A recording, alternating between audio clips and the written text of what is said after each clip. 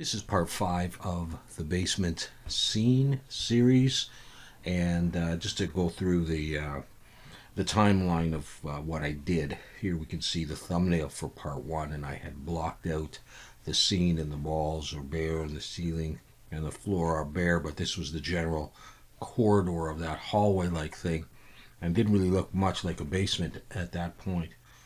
Went on in part 2 and did some basic texturing in Substance Painter to create the tile floor and the tiled walls, really, and threw in a couple of point lights just to start getting a sense of how it would look. And then in part 3 I modeled the pipes along the ceiling here and the light bulb and socket.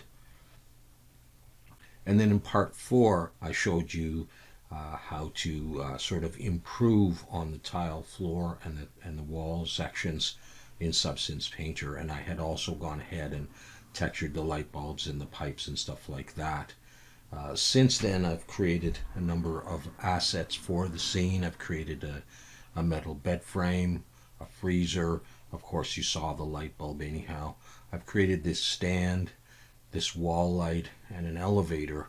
These are all textured in Substance Painter, and all will be available, I'll talk to you about that in a bit, in a blend file that you can use all the assets from and create a hallway, a room, whatever, and I'll talk to you about that in just a moment. So I'm going to show you some renders now of the final scene. Here's the first render, and you can see that I've brought those assets in, and I've moved them around, and I've broken them apart a little bit. Alright, but you can see the texture on the floor that we created and the textures on the wall.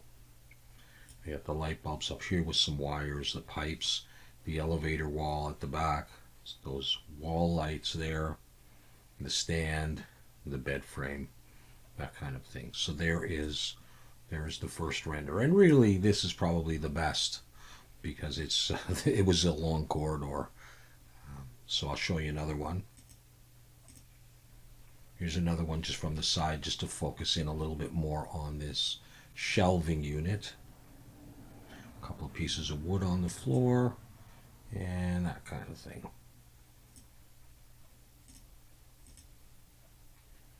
This one is a little closer to the elevator. Here's 100%. Okay, so I think that the wall textures worked out quite nice. I had gone back, of course, and I added some scratches and some more dirt and some dust and some of the things that I like to do that I didn't get a chance to discuss in the previous video. And one more image just closer to the elevator. You can't really see the texture on here. It's pretty much in the dark. But that is basically what we came up with. All right, that was a lot of fun working on that scene. We managed to get it done in about 4 videos, and this being the 5th. Now, I mentioned that the assets are available, and this is the file. It's called the Basement Assets ZeroBio.blend. This blend file is now on the ZeroBio Patreon for patrons, and you can grab that. Everything is labeled over here, and I've got it on the grid right now. So just like I did when I built this, if you wanted to create yourself a hallway similar to mine, what I would suggest you do here, I'll just come into the material preview. All of my textures are on there.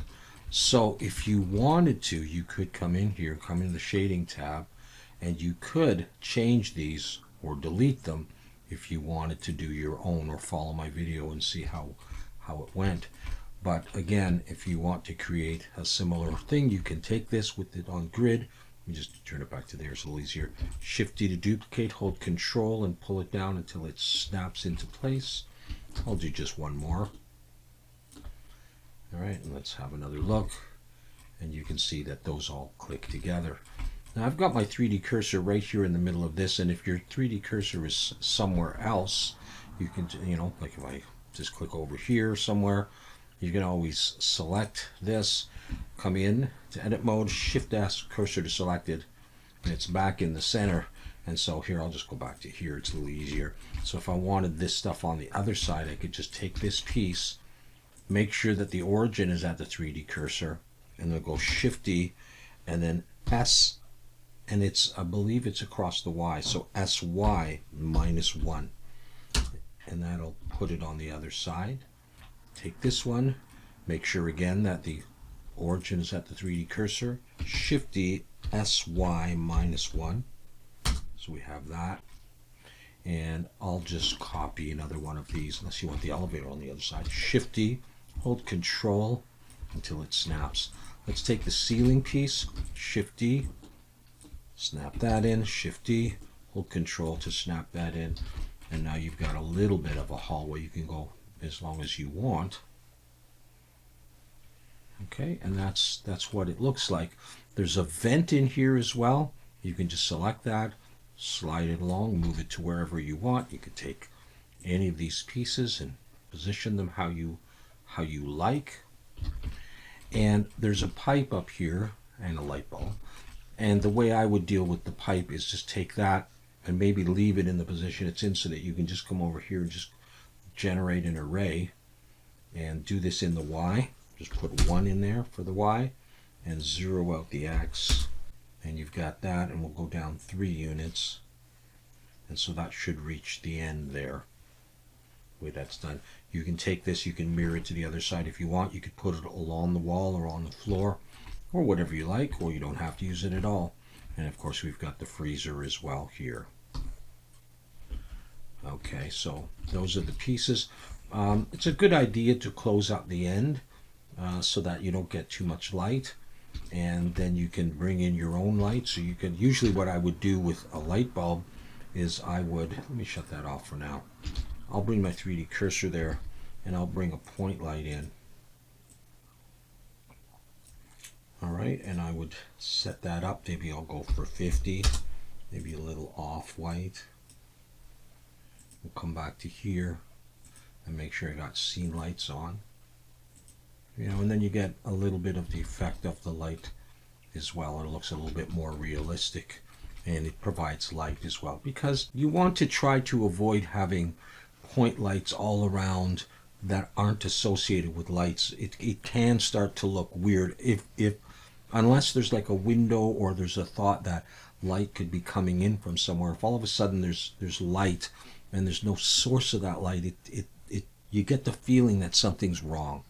So I try to associate my lights as much as I can with a real light, but you don't always do that. I mean, you can have sunlight and you'll never see the sun. You could, but you don't have to.